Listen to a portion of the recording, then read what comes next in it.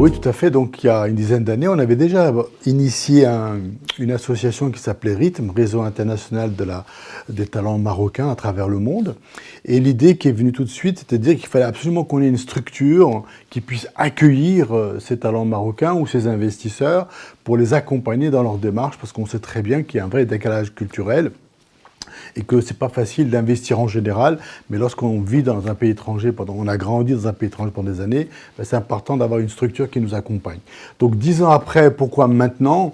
Il y a quelques mois, en décembre 2021, des amis m'ont relancé, on m'a dit « Bon Jamal, il faut vraiment qu'on y aille, il faut qu'on lance quelque chose, il faut revenir à ce projet de Maison de la Diaspora, parce que c'est le moment de le faire. » Et donc je pense qu'on a eu un peu le nez fin quand même, on a déposé les statuts en décembre 2021, on a eu l'autorisation en avril-mai 2021, et puis là est venu l'appel de Sa Majesté qui est relativement important et puissant, qui nous a encore plus motivés pour dire maintenant il faut qu'on y aille. Donc aujourd'hui, ça y est, c'est en place, on est en train de chercher les locaux, de mettre en place les financements, mais en tout cas ce projet est juste fondamental aujourd'hui parce qu'il va créer les conditions de l'harmonie entre les différentes institutions, et je pense qu'on aura l'occasion de revenir dans votre interview sur d'autres sujets. Merci beaucoup pour cette question. Merci beaucoup parce que moi j'ai toujours considéré que MRE c'était assigner à résidence les gens alors que le monde a changé, que cette sociologie de la diaspora a changé et qu'aujourd'hui ils ne sont pas assignés à résidence, ils sont citoyens allemands, français, italiens, australiens, américains, néerlandais, et qu'à partir de là, c'est une autre vie dans laquelle ils sont. Et donc la définition de la diaspora, aujourd'hui son acception principale, c'est une population qui est disséminée à travers le monde, et comme les Marocains, comme les Libanais, comme les Juifs, comme toutes les diasporas dans le monde. Et aujourd'hui, ça devient un outil puissant d'influence.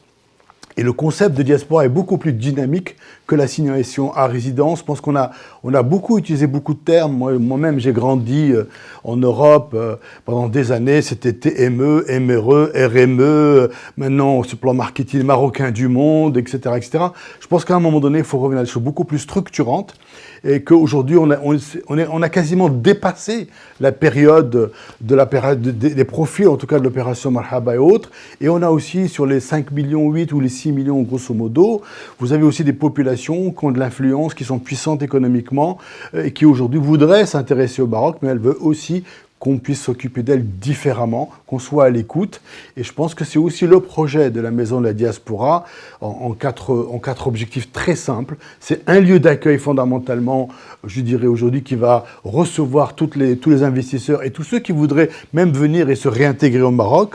Un deuxième objectif qui est de créer ce réseau mondial des talents à travers le monde, et ce, par secteur d'activité, pour pouvoir faire en sorte que demain, cette force d'influence soit au service de notre pays sur tous les sujets qu'elle voudrait déployer.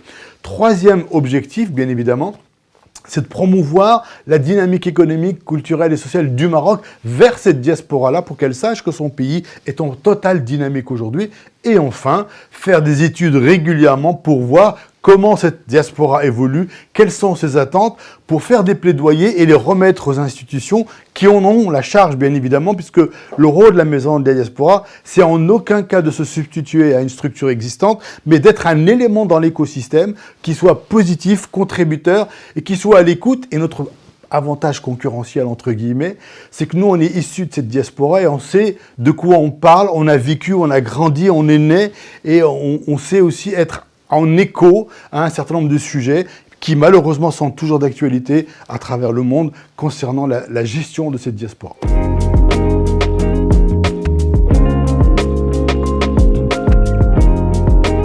Alors d'abord, je voudrais profiter de l'occasion que vous me donnez pour dire que Sa Majesté, dès son accession au trône, a vraiment lancé un véritable cri d'amour, en tout cas, à la diaspora, dès son accession au trône. La diaspora l'a très bien entendu, et aujourd'hui, quand on regarde ne serait-ce que les échanges en termes de devises, la progression exponentielle en plus de 25 ans bientôt de trône. À partir de ce moment-là, qu'est-ce qui s'est passé au mois d'août ? Sa Majesté a dit clairement qu'on a fait ce qu'on a fait, mais maintenant, il le dit sans le dire, maintenant le monde a changé, il faut inventer une nouvelle façon d'adresser la problématique des diasporas. Mais comment le faire ? On peut pas faire du neuf avec du vieux, bien évidemment. Ça veut dire quoi? Ça veut dire qu'aujourd'hui, il faut véritablement inscrire une nouvelle doctrine, c'est-à-dire une façon, une philosophie d'avoir cette interaction. Premier élément de la doctrine, c'est la première question que vous avez posée tout à l'heure, à savoir, est-ce qu'on parle de diaspora, de MRE, de ceci ou de cela? Ce sont des choses, c'est peut-être des mots, mais qui ont leur importance dans la stratégie qui va être déployée après. Ça, c'est le premier point. Le deuxième point, c'est bien évidemment de travailler en synergie avec l'ensemble de ces structures. Non pas pour leur dire, vous avez mal fait aujourd'hui, on a fait ce qu'on avait à faire, ok? Dans le temps où c'était qu'il fallait le faire. Maintenant, le monde a tellement changé, comme je l'ai dit tout à l'heure, et la sociologie a changé, que cette doctrine a vocation à définir le nouveau contour de cette stratégie. Parce que d'abord, il faut aussi... La diaspora, c'est pas quelque chose de monochrome. Il y a plusieurs structures, c'est des segmentations de population, et pour chacune d'entre elles, il faudra définir des approches, des attentes, des besoins. Il faudra négliger aucune personne. L'idée, c'est pas de se dire, on va s'intéresser uniquement aux investisseurs, même s'ils sont importants, on s'intéressera à tout le monde, parce qu'il y a plusieurs générations. Aujourd'hui, on a la 5e, bientôt la 6e génération. Donc, cette doctrine, il devient une nécessité absolue, et l'appel de Sa Majesté aujourd'hui, c'est exactement ça. C'est une nouvelle doctrine, ça veut dire une façon de se réinventer, nous déjà en tant que, institution vis-à-vis de la diaspora, mais aussi de questionner la diaspora sur ses propres responsabilités vis-à-vis du Maroc, non pas en les enseignant à résidence en tant que Marocains résidents à l'étranger, mais en tant qu'individus qui ont envie de contribuer à leur pays, mais pas pour autant de venir s'installer au Maroc définitivement. Ils peuvent venir aller. L'immigration aujourd'hui dans le monde est devenue circulaire. Donc à ce titre-là, on doit absolument avoir un nouveau logiciel, un nouveau paradigme dans lequel il faut s'inscrire. Sinon, ça voudrait dire qu'on voit que le monde bouge et que nous, on reste statique avec la vision politique, voire politicienne d'hier. Et ça, c'est plus possible avec la diaspora parce qu'elle a compris, parce que les réseaux sociaux sont là pour modifier notre façon, notre logique, notre compréhension de ce qui se passe dans notre pays. Et qu'aujourd'hui, Sa Majesté a été très clair. C'est, je souhaite une nouvelle doctrine, même s'il n'a pas employé les mots, mais en tout cas, c'est exactement ce qu'il a dit, et ça fait quasiment 25 ans qu'il a à peu près cette vision-là.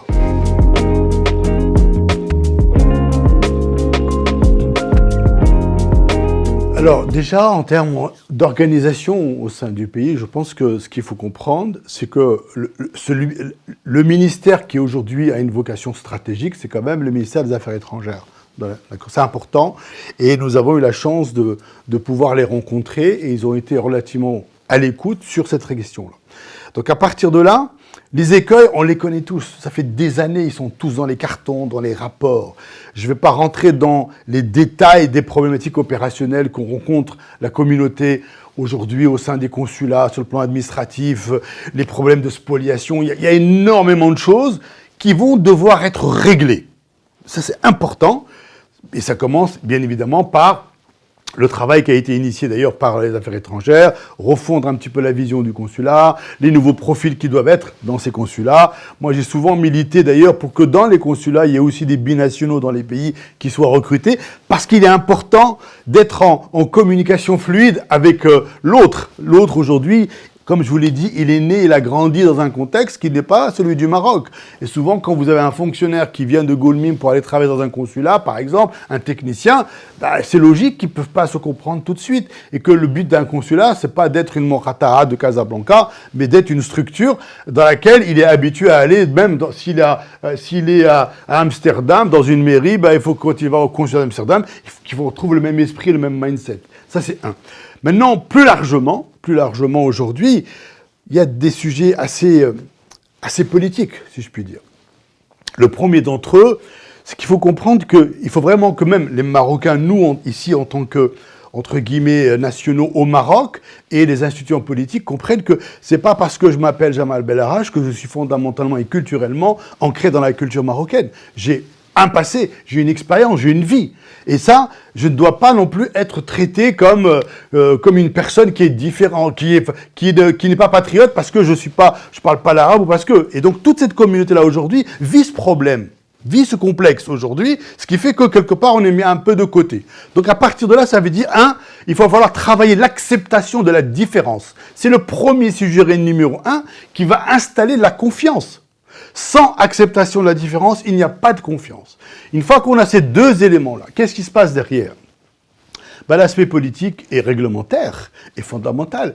Vous savez très bien que dès qu'un membre de la diaspora veut venir passer 2-3 ans au Maroc, dès qu'il atterrit à Casablanca, dans l'aéroport, ben ça veut dire qu'à partir ou à Agadir ou à Marrakech, dès ce moment-là, il perd sa double nationalité, il perd tous ses droits, entre guillemets.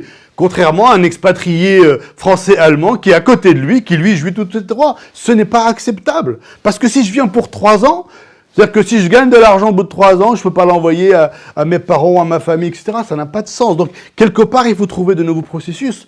De la même manière, je viens avec ma copine, j'ai le droit de ne pas être marié, je vis avec quelqu'un, j'ai des enfants, je viens à Marrakech, ben non, il faut que je prenne 2 chambres. Mais de quoi on parle? On est en 2022. On est en 2022, notre pays a bougé sur plein de sujets, et sur un ensemble de sujets aussi basiques, entre guillemets, ben ça devient des vrais problèmes. Ça veut dire qu'on ne comprend pas ce qui se passe. Et donc, acceptons de comprendre que l'autre ne puisse pas comprendre. Et ça s'appelle l'empathie. On n'a pas d'empathie. Aujourd'hui, pour la faire courte, la diaspora est vue, oui, il y a 93 milliards qui viennent, c'est super. Dans ces 93 milliards, il y a beaucoup de solidarité familiale, bien évidemment. Il y a le reste pour payer les factures de l'importation du pays, c'est très bien, ça peut aller plus loin. Mais si on n'arrive pas à retisser ce lien, à un moment donné avec les générations, ça va se perdre. Donc aujourd'hui, la vocation de notre projet à nous, c'est quoi?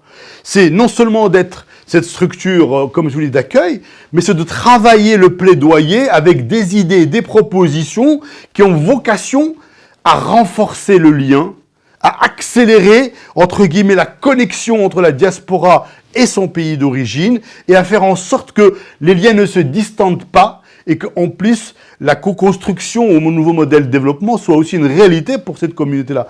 Il y a beaucoup de gens qui veulent faire des choses au Maroc.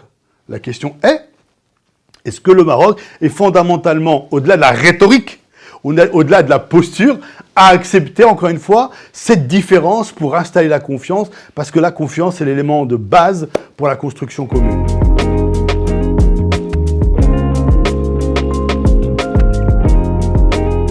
Deux dimensions. D'abord, une dimension humaine, une dimension digitale.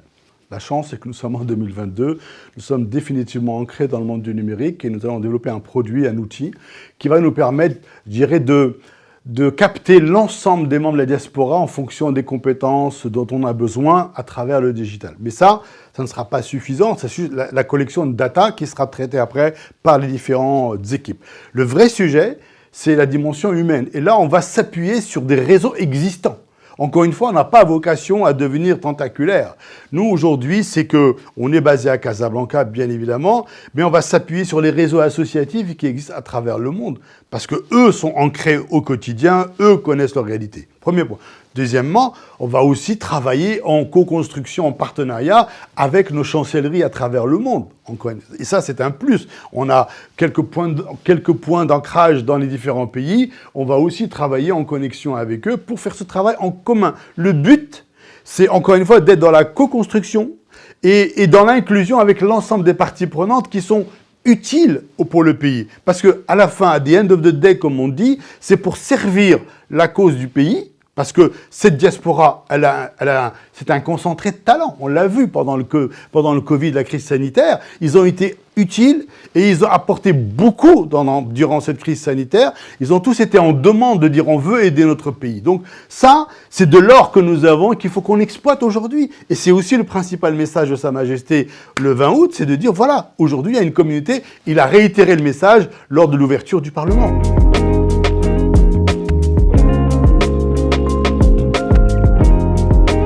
C'est une excellente question aussi, Zinab. Il ne faut pas tout mélanger, si je puis me permettre. La fuite des cerveaux aujourd'hui, le sujet, c'est l'offre Maroc. Ce n'est pas l'offre diaspora. L'offre Maroc, c'est la question qu'il faut se poser. Aujourd'hui, pourquoi nos compétences partent? Elles partent parce que souvent, elles ne trouvent pas chaussures à leurs pieds. En termes de travail, en termes de rémunération, en termes de cadre de vie. Et quand je dis cadre de vie, c'est le rapport rémunération-cadre de vie. Parce qu'au Maroc, c'est un beau cadre de vie, malgré tout. Faut pas qu'on dise de bêtises. Donc, est-ce que je peux éduquer mes enfants? Est-ce que aujourd'hui, l'éducation coûte très cher, la santé coûte très cher. Donc, à partir de là, il faut repenser l'offre Maroc, au lieu de se dire « Ah, pourquoi ils partent ?» Il ne faut pas stigmatiser les gens qui partent. Il faut se poser la question nous, au niveau national, au niveau politique, c'est quoi l'offre Maroc pour que nos compétences ne partent pas. Et là, me semble-t-il, le débat n'a pas encore été initié. Il y a un vrai travail à faire sur le sujet. On se cache derrière les entreprises étrangères qui viennent nous prendre nos talents, mais vous, comme moi, si demain on a des offres extraordinaires, on ne va pas refuser parce qu'on a des projets de vie, parce que la jeunesse, c'est quoi l'offre de la jeunesse aujourd'hui? Donc ils sortent de leur bac, ils vont faire des études et après ils se posent des questions. Et là aussi, quand on regarde le sujet des médecins et autres, des infirmières et autres, il y a un ensemble de sujets qu'il faut que l'offre Maroc n'est pas définie aujourd'hui pour donner envie aux gens de rester. Parce que il y a beaucoup de raisons pour partir, énormément de raisons pour partir, et très peu de raisons pour rester, à part les raisons familiales, parce qu'on a des parents, parce qu'on a ceci. Donc, pour moi, c'est ça. Donc, et le rôle de notre projet à nous, ne s'inscrit pas là-dedans, puisqu'il s'adresse à la population qui vit déjà à l'étranger aujourd'hui. Mais si demain, il y a des investisseurs de la diaspora qui viennent avec des projets structurants et qui vont donner envie à ces gens de rester, là, il y a une connexion. Parce que, au-delà de l'aspect économique, l'offre Maroc, c'est aussi une offre managériale. Parce que la génération d'aujourd'hui, les Y, les Z et bientôt les alpha qui arrivent sur le marché du travail, veulent une autre façon de voir l'entreprise, une autre façon d'interagir avec l'autre. Ils sont dans l'horizontalité, ils ne sont pas dans la verticalité. À partir de ce moment-là, est-ce que le leadership marocain, qui est dans la verticalité, est prêt à accepter ce nouveau modèle de fonctionnement? La réponse, je la connais. À ce jour, c'est non. Mais donc, il ne faut pas stigmatiser les gens qui ont envie de partir parce qu'ils n'ont pas le choix.